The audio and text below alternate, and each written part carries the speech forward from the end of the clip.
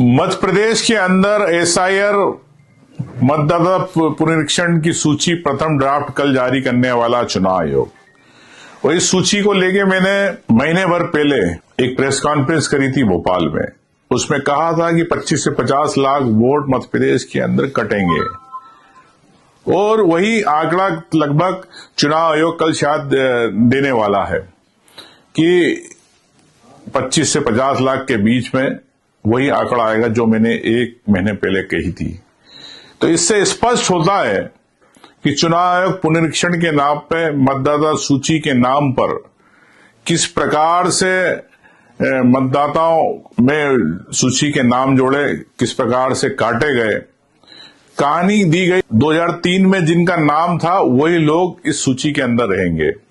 कई लोगों ने अपने घर छोड़ दिए, कई किराएदार थे जो इतने सालों के अंदर नए मकानों में शिफ्ट हो गए और कई लोग कागज के प्रमाण नहीं दे पाए।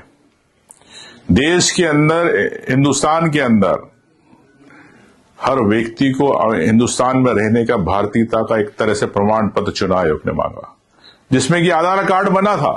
आधार कार्ड से आप सबका आइडेंटिफाई कर सकते थे कि ये व्यक्ति आधार कार्ड है, यहाँ का निवासी है, इस क्षेत्र का निवासी, इस बूथ का निवासी है। लेकिन चुनाव आयोग ने आधार कार्ड को सूची में तो रखा, लेकिन उसको उसके आधार पर पुनरीक्षण नहीं किया।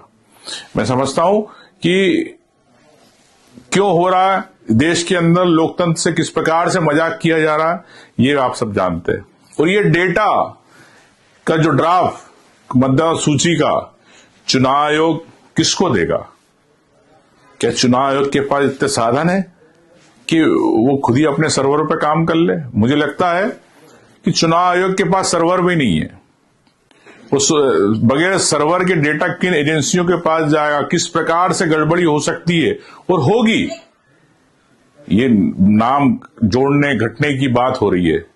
अब बात आ रही कि घुसपैठिए थे, तो मध्य प्रदेश में कई कहां के विदेशी घुसपैठिए आ गए, कहां बांग्लादेश के आ गए, पाकिस्तान के आ गए। लेकिन घुसपैठियों के नाम पर हिंदुस्तान के रहने वाले, हजारों साल से रह रहे, मध्य प्रदेश के अंदर कई सालों से रह रहे, उन लोगों के नाम काटे जा रहे हैं। तो ये बड़ी एक किस प्रकार से लोकतंत्र के साथ चुनाव आयोग खिलवाड़ कर रहा, आप देख सकते हैं। लेकिन मैं समझता हूं कि हर मोर्चे पर हम लोग, पूरी कांग्रेस पार्टी मजबूती के साथ खड़ी है। लेकिन ये कांग्रेस पार्टी की बात नहीं है, ये जनता के वोटर की बात है, जनता के वोट की बात है, उनके अधिकारों की बात है। मैं समझता हूं कि इस बात को लेकर चुनाव आयोग जो कल ड्राफ्ट आएगा, सूची आएगी, सिर्फ नाम की आएगी, विद फोटो वाली सूची को ये लोग अपलोड नहीं करना चाहते। क्यों नहीं करना चाहते? ताकि वोटर वाली अगर सूची अपलोड होगी तो राजनीतिक पार्टी के पास चली जाएगी, कार्यकर्ताओं के पास चली जाएगी। वो क्रॉस चेक कर पाएंगे कि एक ही व्यक्ति के नाम कितनी जगह जुड़े हैं, कितने नाम नहीं है। लेकिन चुनाव आयोग फोटो वाली सूची देना नहीं चाहता। देना चाहता तो सिर्फ प्रिंट देना चाहता, लेकिन कॉपी, एक ई कॉपी, सॉफ्ट कॉपी नहीं देना चाहता। इसके पीछे कहीं ना कहीं चुनाव आयोग की फिर क्या मंशा है, आप समझ सकते हैं। मैं समझता हूं कि इस बात को जनता समझेगी, प्रदेश की जनता समझेगी। एसआईआर के पीछे किस प्रकार से भारतीय जनता पार्टी को लाभ पहुंचाया जा रहा है, आप देख रहे।